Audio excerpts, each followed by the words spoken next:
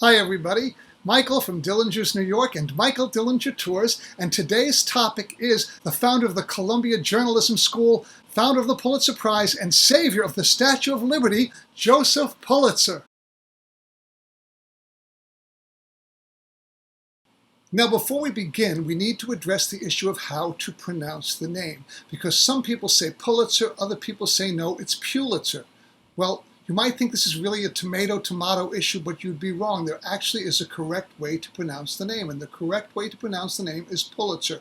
We know this because of comments that were made by Emily Rao Pulitzer. She was the wife of Joseph Pulitzer Jr., and she made these remarks at the 10th anniversary of the Pulitzer Center. And she said, "My husband said that his father told people to say Pulitzer." So there you have it, the correct name, and now let's get on with our story. So Joseph Pulitzer's story is a story that actually goes from riches to rags and then back to riches once again. His final home in New York City is the Pulitzer Mansion. It is located at 11 East 73rd Street here in Manhattan. It opened in 1903.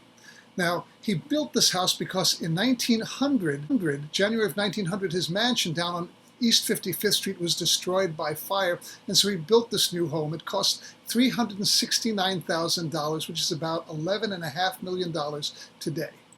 Joseph Pulitzer was born in Hungary in 1847. He was born into a wealthy family. His father, a wealthy grain merchant. The father moved the family to the city of Budapest in 1853. The children, they had private tutors. They were studying German. They were studying French.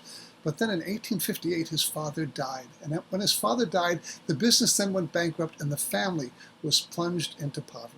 Young Joseph moves about Europe looking for work, and he tries to enlist in several European armies, but he's rejected because of his weak eyesight and his frail health.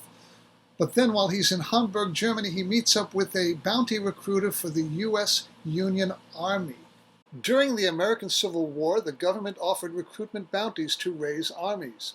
From 1861 until 1865, approximately $750 million was paid out in recruitment bounties. In 1864, a 17-year-old Joseph signs up as a substitute for a draftee, and he sails to Boston, Massachusetts. Now, when he arrives there, he finds out that the recruiters are going to keep most of his enlistment bounty, and so he walks out. He leaves the Deer Island Recruitment Center, and then he heads to New York City.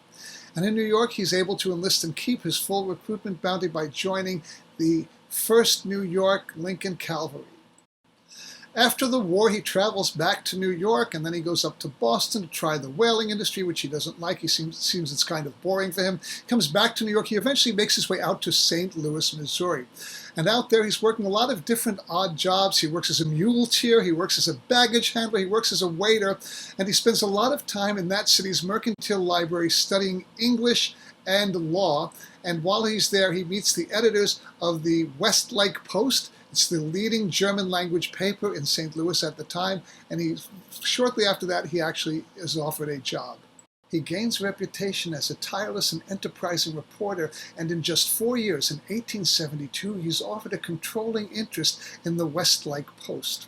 And a few years after that, after some shrewd business deals, he actually parlays that into ownership of the St. Louis Post-Dispatch, which is still publishing to this day, a major newspaper in St. Louis.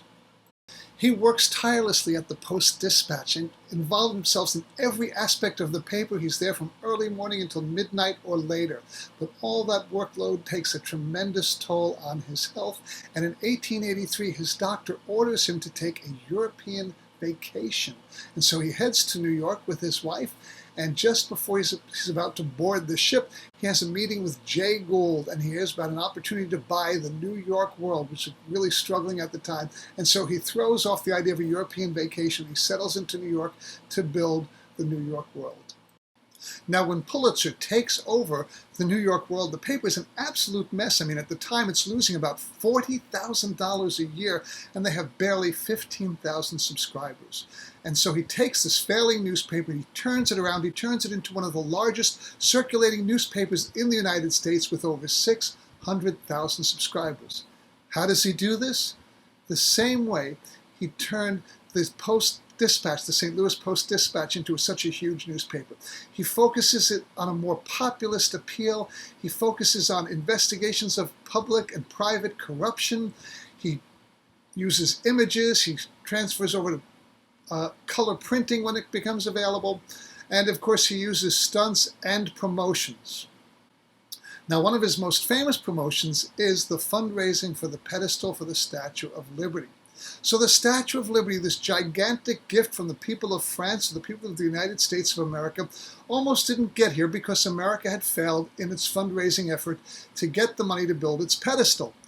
So Joseph Pulitzer seized on this. It was one of the first things he did. And he said, you know what? I'm going to let Americans get their name on my front page. If you want to donate to the Statue of Liberty, I'll publish your name on my front page, send in a single penny, and you'll get your name on my front page. And you know what? Within 6 months, 120,000 Americans donate to the statue. But because the names are held back, he doesn't publish the names right away, so you donate, and then the names are held back for a few days, so you would have to buy more than one issue of his newspaper to see your name in print. He also focuses on hiring some of the best investigative journalists he can find. In 1887, he hires Nellie Bly. Nellie Bly was well known for the incredible undercover work she did for the Pittsburgh Dispatch, exposing the poor working conditions faced by women. And so Pulitzer hires her on in 1887, and one of her first assignments is to pose as a mental patient out at Blackwell's Island to do an expose on the abuse and the neglect that are faced by the mental patients out at the asylum. It's an incredible piece. It leads to an incredible book, and also leads to a lot of great reforms, not only in the treatment of patients, but also in terms of safety regulations, fire regulations in the mental health profession. So Joseph Pulitzer is credited with a lot of amazing accomplishments, but there's one that some people might not think is so great, because he's also known as the inventor of yellow journalism.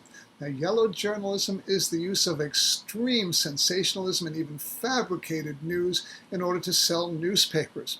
And this whole thing was born out of a rivalry between the New York World and the New York Journal. So you have Joseph Pulitzer with the New York World, and you have William Randolph Hearst with the New York Journal, and they enter into a circulation war. And that is how yellow journalism begins. Now, originally, it's known as yellow kid journalism because this entire war starts over a comic strip.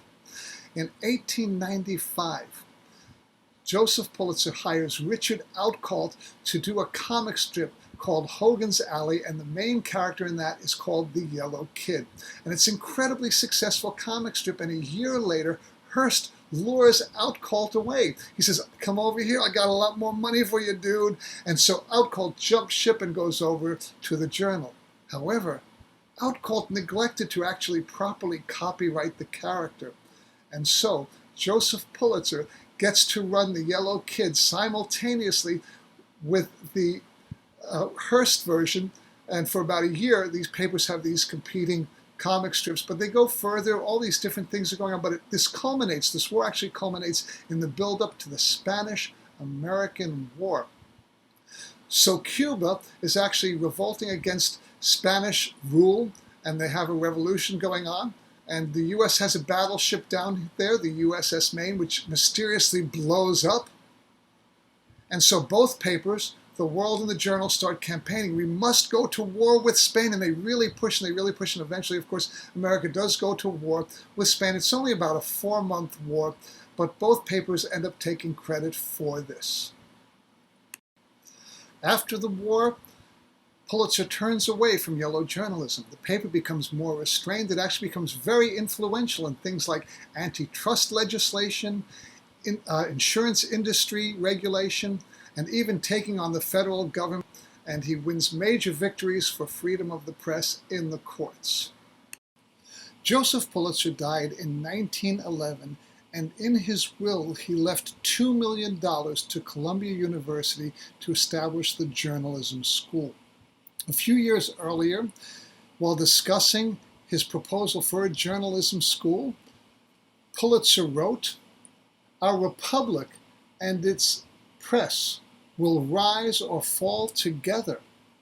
An able, disinterested, public-spirited press with trained intelligence to know the right and the courage to do it can preserve that public virtue without which popular government is a sham and a mockery. A cynical, mercenary, demagogic press will produce in time a people as base as itself. The power to mold the future of the Republic will be in the hands of the journalists of future generations.